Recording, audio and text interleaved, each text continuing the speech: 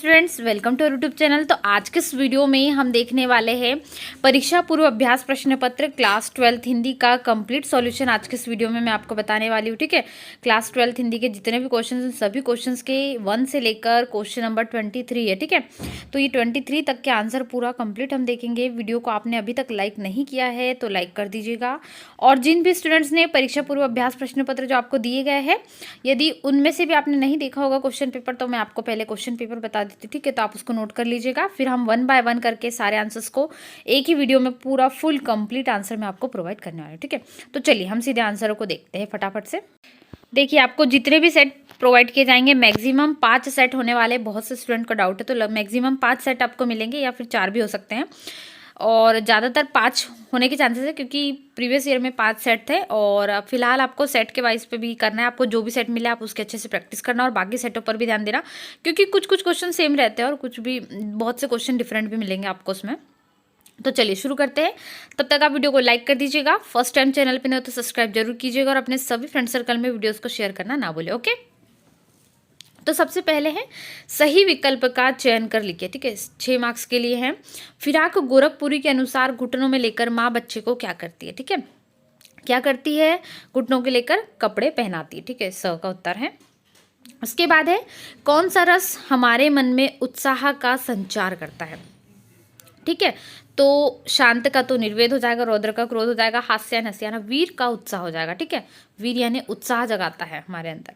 भक्तिन पाठ की रचनाकार है तो वो है लेखिका महादेवी वर्मा जी, ठीक है। कौन है? महादेवी वर्मा। इसके बाद है अपने मरे बिना स्वर्ग नहीं दिखता। इसका अर्थ क्या है? मतलब स्वयं के, यहाँ पर स्वयं क्या होता है? जब तक हम कोई कार्य नहीं करते खुद ही हमें पता नहीं चलता है। मतलब जब तक हम किसी कार्य को स्वयं से करके नहीं देखते तब तक हमें पता नहीं चलता कि कितनी मुश्किल आती है, तो काम फिर बन जाता है, ठीक है। तो आंसर होगा स्वयं प्रयत्न करने पर ही काम बनता है, ठीक है। मराठी भाषा में लिखी जूझ कहानी का हिंदी अनुवाद किसने किया? मराठी में तो आनंद यादव ने किया। आनंद मतलब उनमें नाम रहता है उनका, ठीक है। तो ये जो है ये इसका अनुवाद किसने किया है? इसका हिंदी अनुवाद जो है वो केशव प्रथम वीर ने किया, ठीक है। तो ये आपका ऑप्शन नंबर स जो है राइट उत्तर होगा। रेडियो नाटक में निम्न में से क्या अनिवार्य है? तो रेडियो नाटक में संवाद और ध्वनि जो दोनों है वो मुख्य होते हैं। तो ध्वनि तो हमें ऑप्शन में नहीं दिख रहा है, लेकिन संवाद है। तो ध्वनि और संवाद ये दोनों ही रेडियो नाटक के लिए बहुत महत्वपूर्ण अंग होते हैं। इनके बिना जो रेडियो नाटक है वो कंप्लीट नहीं हो सकता, ठीक है।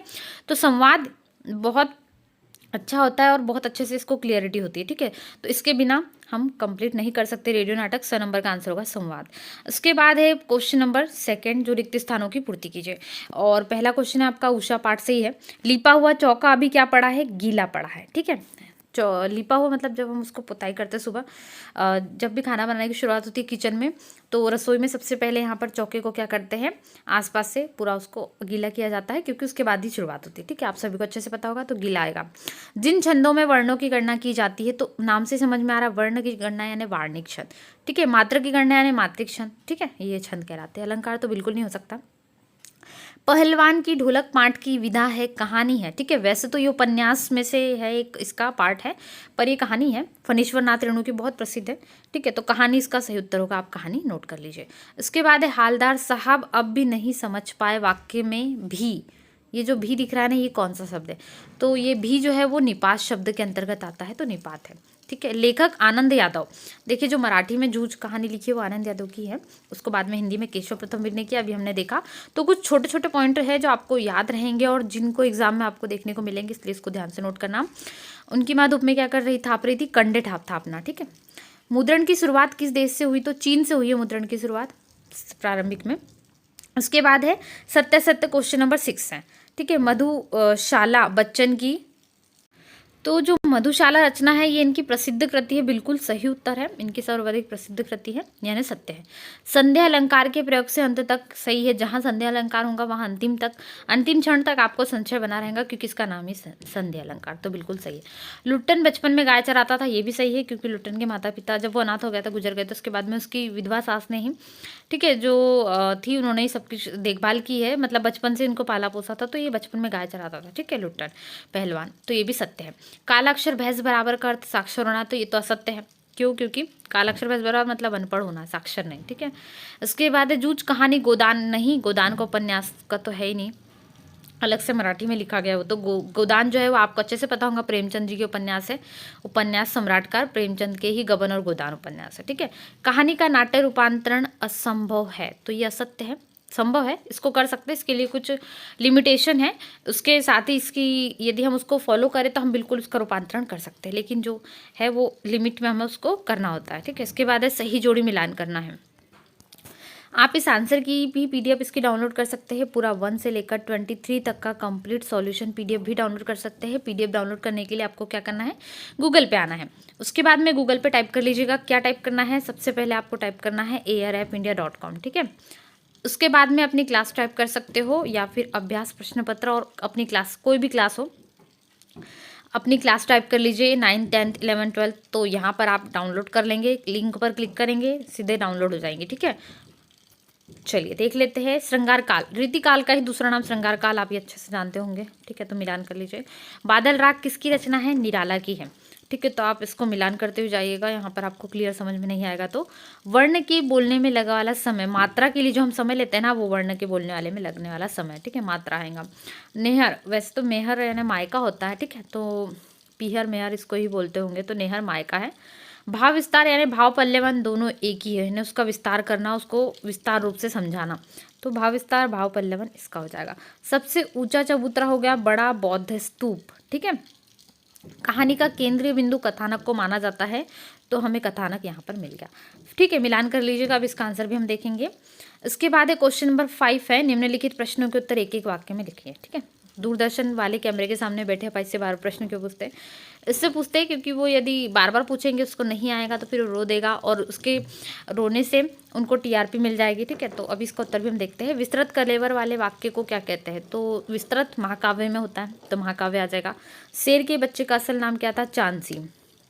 फिर यहीं से क्वेश्चन यदि बने, चांद सिंह के गुरु का नाम, ठीक है, तो बादल सिंह था, ठीक है। ये लुट्टन पहलवान वाले पार्ट से है, तो बादल सी आ जाएगा। इसको आप एक बार देख लीजिए कि क्यों ऐसे क्वेश्चन बनते हैं।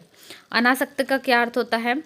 इसके बाद में तकनीकी शब्द अंग्रेजी के किस शब्द का हिंदी पर्याय है, तो टेक्निकल होना चाहिए, ठीक है, टेक्निकल का ही है। रोजी रोटी की तलाश में आए यशोधर पंत को किसने शरण दी थी, किशन दा ने शरण दी थी, ठीक है। जो किशन दा थे उन्होंने शरण दी थी। इसके बाद है डेडलाइन, किसी भी समय सीमा को कहते हैं, तो आप इसके एक लाइन में उत्तर पूरा अच्छे से लिख सकते हो। किसी भी कार्य को करने के लिए जो तय समय सीमा होती है उसी को डेडलाइन कहते हैं, ठीक है। दिया गया समय, किसी भी कार्य करने के लिए दिया गया समय डेडलाइन कहलाता है।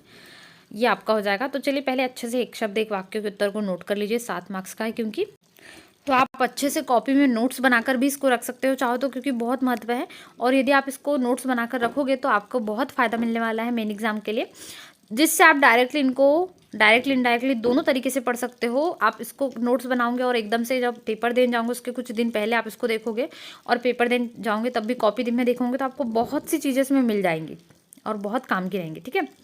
तो ये हो जाएगा आपका क्वेश्चन नंबर 3 का आंसर, जो कि सत्य यहाँ पर मैंने आपको बताए थे। ये मैच द पेयर यानी सही जोड़ी है, आप इसको देख लीजिएगा, ठीक है। पूरी मैंने आपको वैसे बता दी है। इसके बाद जो दूरदर्शन पहला क्वेश्चन था हमारा एक शब्द एक वाक्य के लिए, तो ये आपका उत्तर हो जाएगा। दूरदर्शन वाले अपने कार्यक्रम को रोचक बनाने के लिए अपाहिज व्यक्तियों के सामने ऐसी परिस्थितियां उत्पन्न कर देते हैं कि अपाहिज व्यक्ति रो रोकर तथा भावुक होकर अपाहिज होने के दुख को न चाहते हुए बताने को विवश हो जाते हैं। विस्तृत कलेवर वाला महाकाव्य शेर खा, ठीक है, शेर खा नाम था, चांसी नाम होना चाहिए इससे, ठीक है। इसको देख लीजिएगा, शेर के बच्चे का असल नाम शेर खा। यह अनासक्त का अर्थ है विषय भोगों से ऊपर उठा हुआ, ठीक है। टेक्निकल शब्द जो है इसका तकनीकी का पर्याय है। किशन दा ने मदद की थी यशोधर पंत की, और समय सीमा को कहते हैं, और इसका आप और डिटेलिंग लिख सकते हो, ठीक है। तो डेडलाइन को और भी जैसे आपको डिटेलिंग में लिखना है, तो डेडलाइन का अर्थ होता है किसी रिपोर्ट का या कार्य को करने की अंतिम समय सीमा, ठीक है, जितने भी समय सीमा होती है वो, तो ये डेडलाइन में लिख सकते हो। चलिए इसके बाद के बाकी प्रश्नों को देखते हैं। क्वेश्चन नंबर 6 से लेकर 23 तक। कवि हरिवंश राय बच्चन को यह वास्तविक संसार क्यों अच्छा नहीं लगता, और इसके अथवा में है दिशाओं को मृदंग की तरह बजाने से क्या तात्पर्य है। तो हम ये देखेंगे दिशाओं को मृदंग की तरह बजाने से क्या तात्पर्य। सभी 2-2 मार्क्स वाले क्वेश्चन हम देख लेते हैं। इसमें आगे क्या है, नई कविता के 2 कवियन की रचना, और अब प्रगतिवाद का है तो हम प्रगतिवाद का देखेंगे। ओज गुण का उदाहरण एक देखेंगे हम, जो भी 2 मार्क्स के लिए है। फिर विरोधाभास अलंकार की परिभाषा उदाहरण सहित लिखेंगे। इसके बाद गद्य की विधा और प्रमुख गौण विधाओं में वर्गीकृत करके उनके नाम हमें लिखना है केवल, तो 2 अंक के लिए तो हम नाम भी देखेंगे। इसके बाद क्या है, लेखक जैनेन्द्र कुमार के अनुसार बाजारूपन से क्या तात्पर्य है, ये भी क्वेश्चन है। ये सभी 2-2 मार्क्स वाले हम क्वेश्चन देख लेते हैं। अर्थ के आधार पर वाक्य के प्रकार है, फिर लोकोक्ति है, यहाँ पर 2 निर्देश दिए क्वेश्चन, इनको परिवर्तन करके लिखना है, ठीक है। फिर है यशोधर बाबू के चरित्र की कोई 2 विशेषता है, तो इसको हम पॉइंट वाइज डिटेलिंग लिखेंगे। इसके बाद प्रिंट माध्यम की प्रमुख विशेषता हम देखेंगे, ठीक है। फिर यहाँ पर लेखक और कवि परिचय है, तो इसमें हम कौन कौन से देखेंगे, मैं आपको दोनों ही बता दूंगी, आपको जो भी अच्छा लगेगा। रघुवीर सहाय, हरिवंश राय बच्चन उनमें से एक, और आचार्य प्रसाद द्विवेदी का हम देखेंगे। सार संक्षेपण की 3 विशेषताएं देखेंगे, ठीक है। तो ये कुछ क्वेश्चन है, चलिए देखते हैं। तो ये हमारा क्वेश्चन नंबर 6 हो जाएगा, ठीक है। दिशाओं को मृदंग की तरह बजाने से क्या तात्पर्य है, तो दिशाओं को ढोलक यानी मृदंग की तरह बजाने से तात्पर्य है बच्चों का दौड़ दौड़कर शोर मचाने से। बच्चे जब पतंग उड़ाते हैं तो वे बेफिक्र होकर छतों पर भी दौड़ दौड़कर शोर मचाते हैं, ठीक है। ये हो जाएगा। इसके बाद है प्रगतिवादी काव्य की प्रमुख विशेषता लिखी गई थी और 2 कवि के नाम। तो 2 विशेषता काफ़ी है, क्योंकि 2 मार्क्स के लिए है, तो चाहो तो सिर्फ 2 लिख लो, या फिर ज़्यादा याद है तो ज़्यादा भी लिख सकते हो, लेकिन समय इसमें आपका जाएगा, तो आप कम ही लिख लीजिए, 2 लिख लीजिए, ठीक है। इसके बाद 2 कवियों के नाम, केवल 2 ही लिख लीजिएगा, क्योंकि आपके लिए भी याद करने में टाइम लग सकता है और लिखने में भी, ठीक है। तो 2 लिख लीजिएगा, जो भी आपको याद हो जाए। फिर इसके बाद ओज गुण का हम एक उदाहरण देखते हैं। तो ओज गुण जहाँ पर वीर रौद्र सारे जब मिक्स हो जाए तो यहाँ पर ओज गुण आता है, ठीक है। रस, पूरे रसों का मिश्रण इसमें आ जाए। कौन कौन से ओज गुण में, वीर रौद्र और विभत्स रसों का, ठीक है। ये कठोर वर्ण इसमें आते हैं। तो एक उदाहरण भी दे सकते हैं हम इसमें, ठीक है। जैसे उदाहरण इसमें, अमर राष्ट्र, उद्दंड राष्ट्र, उन्मुक्त राष्ट्र, यह मेरी बोली, यह सुधार समझौती वाली, मुझको भाती नहीं ठिठोली, ठीक है। ये उदाहरण है इसका ओज गुण का, तो ये पूरा लिख लीजिएगा। इसके बाद है विरोधाभास अलंकार की परिभाषा लिखिए, ठीक है। तो काव्य में जहाँ पर किसी पदार्थ, गुण या क्रिया में वास्तविक विरोध न होने पर भी विरोध का आभास हो, नाम ही है विरोधाभास, वहाँ विरोधाभास अलंकार होता है, ठीक है। आपके ही पाठ से है, अध्याय नंबर 1, ठीक है। मैं निज रोदन में राग लिए फिरता हूँ, शीतलवाणी में आग लिए फिरता हूँ, बिल्कुल सही है भी, ठीक है। तो ये लिख लीजिएगा। चलिए आगे बढ़ते हैं। नेक्स्ट क्वेश्चन नंबर 10, गद्य की प्रमुख विधा और गौण विधाओं के आपको वर्गीकृत करके नाम लिखना था, तो हमने कर दी। सबसे पहले हमने गद्य की प्रमुख विधाओं को अलग कर दिया, सेपरेट लिख दिया, और गौण विधाओं को सेपरेट लिख दिया। तो इसका अर्थ है यहाँ पर हमने दोनों को ही डिटेलिंग में लिख दिया, ठीक है, क्योंकि 2 मार्क्स का है तो इतना काफ़ी है आपके लिए। Question number 10।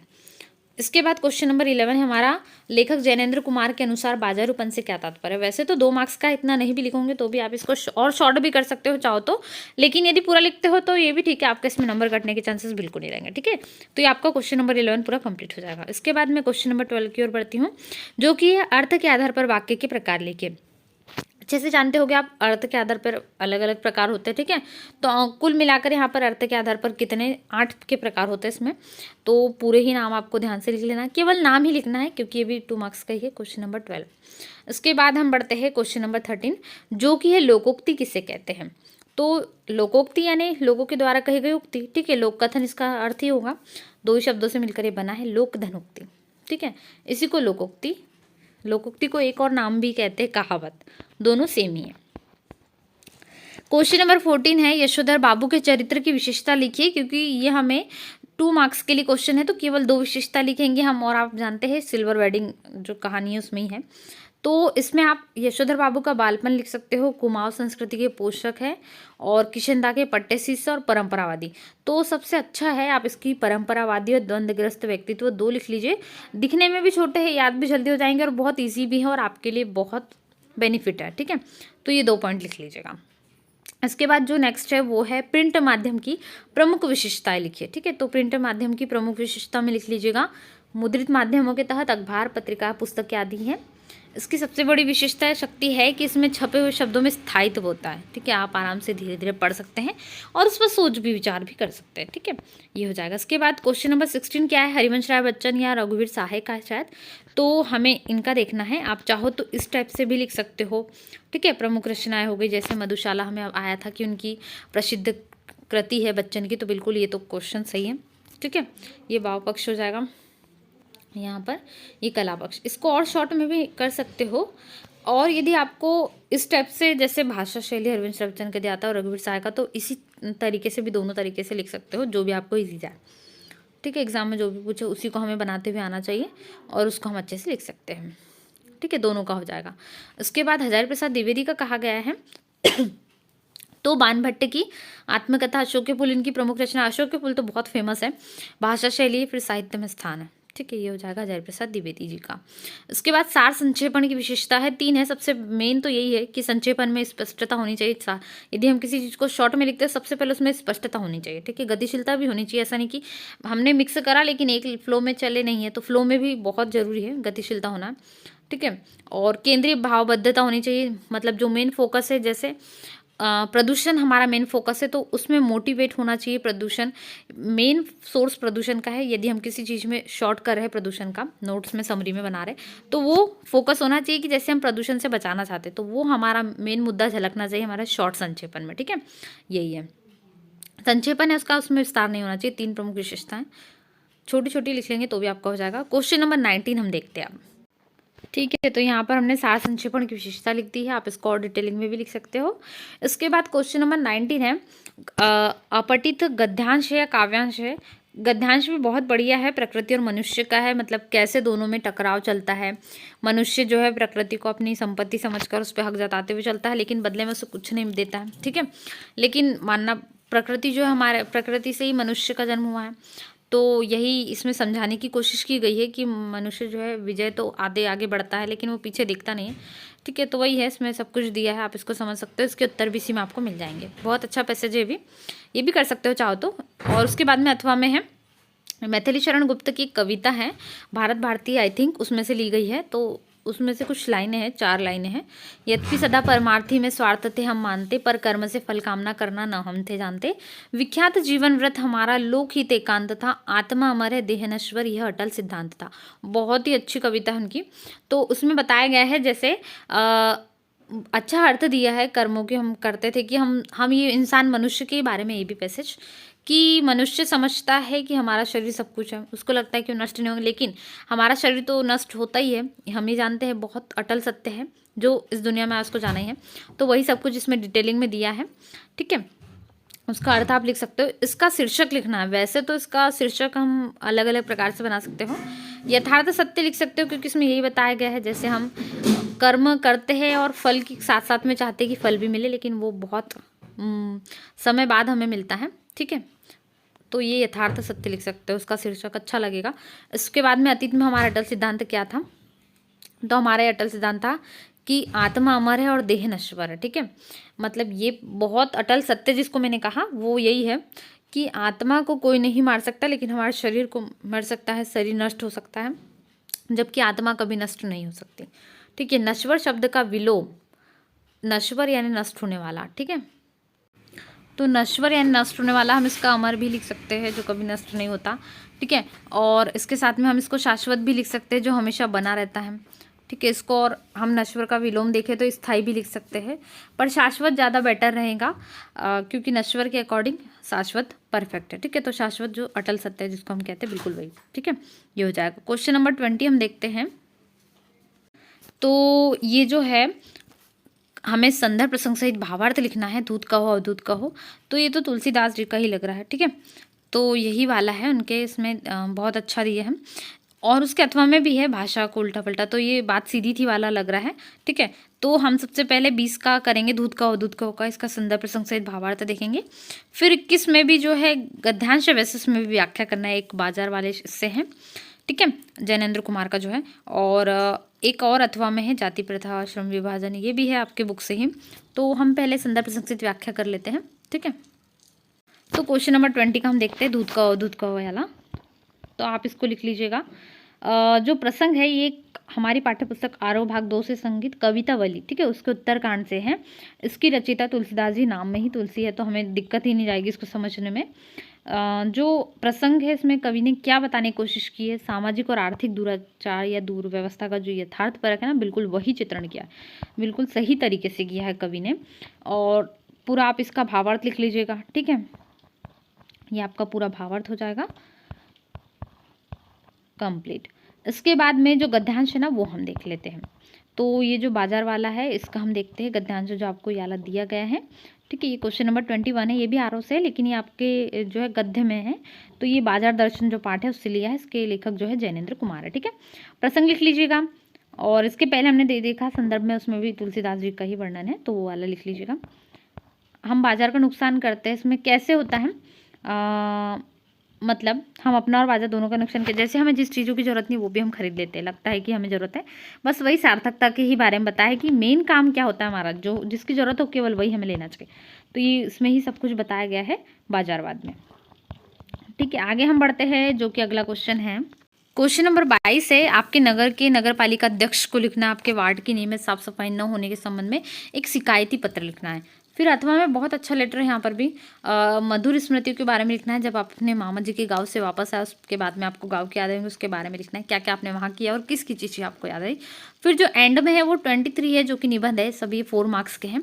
तो दोनों ही को देख लेते हैं, हम नियमित साफ सफाई वाला लिखेंगे, इसके बाद में हम यहाँ पर स्वास्थ्य का महत्व जो है निबंध देखेंगे। ठीक है, निबंध तो आप कोई भी इसमें से लिख सकते हो, सेम है, आपको निबंध के मेन पॉइंट याद करके जाना होता है बस।